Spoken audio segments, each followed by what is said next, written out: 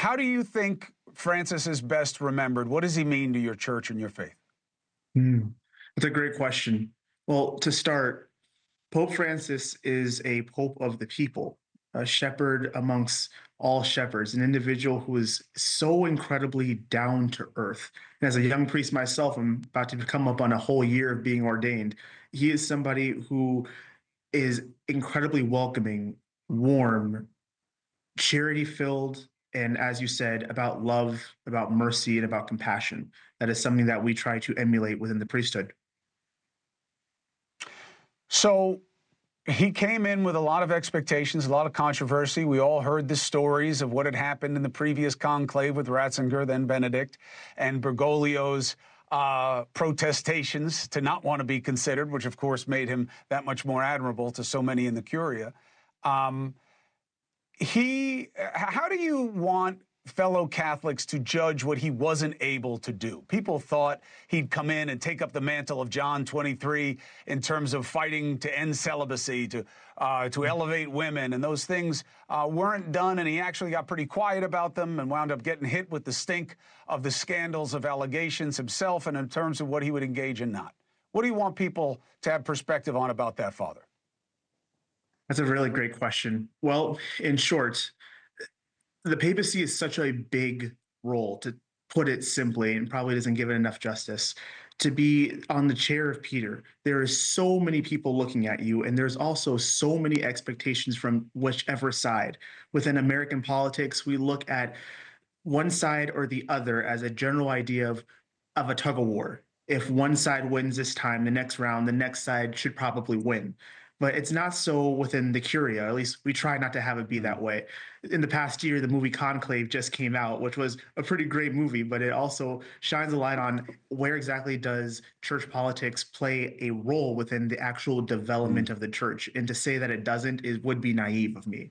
But also to say that our understanding of what the church will be after Francis and who he's going to be, what he's going to be remembered for, is going to be being a loving shepherd, someone who spoke to everyone who was on the peripheries, the ones who are in church who feel like they don't belong there, the ones who don't step or darken the door of the church doors because they feel like they don't have the right to. Those individuals who are the hands and feet of God, who need to be able to continue to be the hands and feet of God and to reach out. Pope Francis spoke for those individuals. You know, Edward, let's talk about where we're going to go. And one of the things people liked about Francis, and certainly about Bergoglio as cardinal, was that he took the judginess out of it.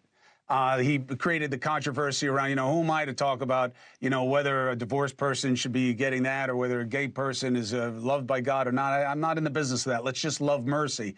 And as obvious as that may be among non-believers, that was like huge for him to say within the Catholic community.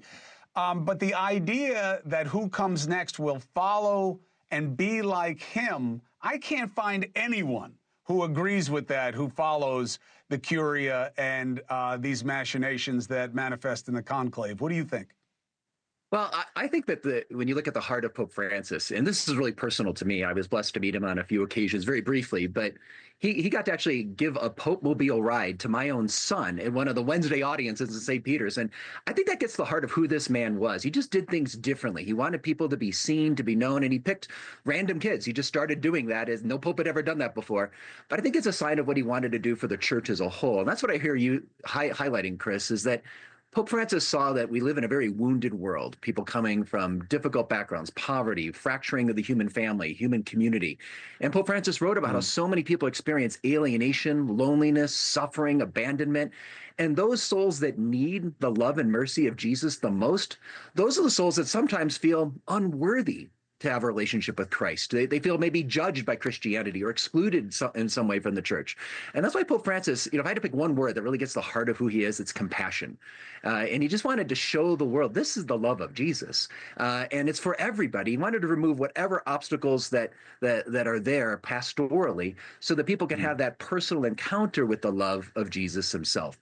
And so while maybe we don't know exactly who the next Holy Father is going to be, I would say I think many of the cardinals have been inspired by this idea of extending the love and the mercy of Jesus to as many souls as possible so they can encounter Christ and then they could enter into the more fullness of the Catholic faith. But without that initial outreach of love and mercy, as you've been highlighting, Chris, people are just going to see the church as just a bunch of rules and an institution and disconnected from my daily life.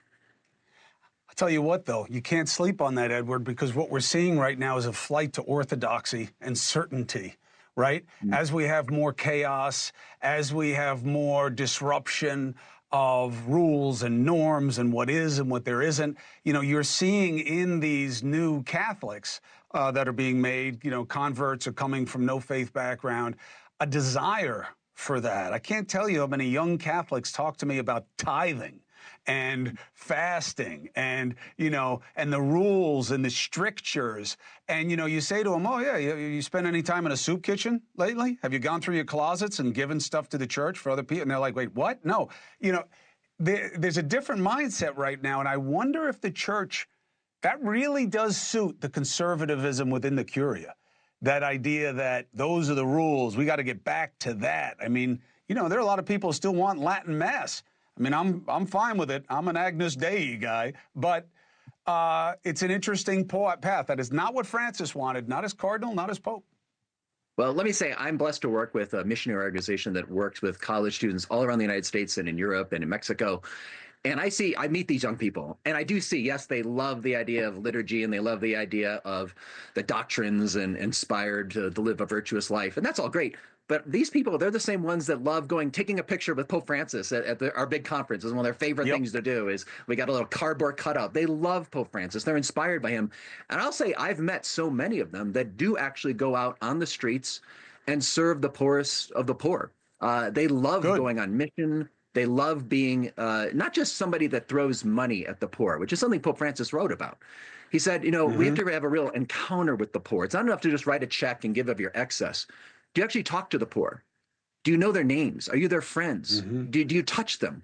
Or do you just throw coins at them from your spare change? And I've been blessed to see a lot of young people inspired, yes, by the liturgy and the doctrines and all that, but wanting to live it with real encounter with souls that are struggling, that are suffering, souls that are in poverty, and calling them their friends, really, really becoming friends with the poor. And I think that mix of bringing together maybe what you're describing as a more traditional Catholicism, but with all the emphasis of Pope Francis. I think that's actually what Pope Francis was all about. He emphasized all this compassion and the mercy and the encounter with others in a world of alienation and division, because he saw that that's where souls are today. They're struggling, and he wanted to bring them to that encounter with Christ and with each other. And I think that legacy, I'm more confident that legacy is going to be built upon in whoever the next Holy Father is. It would have been really interesting if he had come in now.